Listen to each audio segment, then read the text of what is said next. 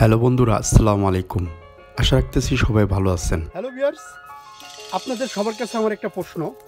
আমি আসলে সঠিক এটা জানি না যে আমার এই প্রশ্নটা কতটুকু আপনাদের কাছে গ্রহণযোগ্য। আর যারা নিয়ে বিক্রমপুরের কি অথবা আলুর ক্ষেতের কাজ চাষ করেন তাদের কাছে আমার বিশেষ এই প্রশ্নটা যে আলু ক্ষেতে ফুল এবং ফল কখনো উপরে হয় নাকি। তা আমি সেইটাই আপনাদের দেখানোর ক্ষেত্রে আমি এই ভিডিওটা আমার তৈরি করা।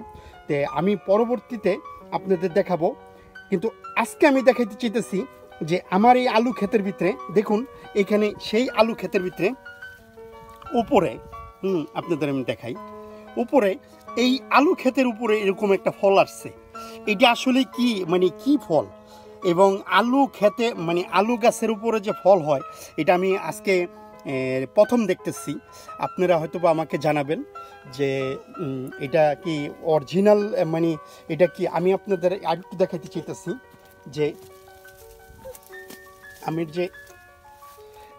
আমার যে আলু ক্ষেত, এখনও আলু ওইভাবে হয় নাই, অল্প একটু হয়েছে, কিন্তু আমি আপনাদের সেইটাই দেখাইতে চাইতেছি যে এইখানে যে আরও ফুল হইছে। ভিতরে হয়তো বা ঢুকলে বোঝা যাবো, কিন্তু অনেক ভয় করে, বুঝছেন না? কারণ এখন ভিতরে ঢুকবো না, আমি জুতা পরে এসে ঢুকুন দিতে আমি বুঝতেছি না। আসলে রিয়েলিটি এটাই লোকা আশ্চর্য ধরনের একটা ঘটনা যে আলু খেতে নাকি আলু গাছ হয় জানি, নিচে আলু হইব এটাও জানি, কিন্তু আলু গাছের উপরে যে ফল হয় এটা আশ্চর্য লাগলো। তো ওকে ভিউয়ার্স,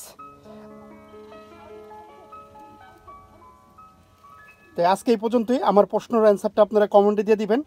আশা রাখতেছি আপনাদের এই কমেন্টের অ্যান্সারটা পাবো। ওকে, বাই।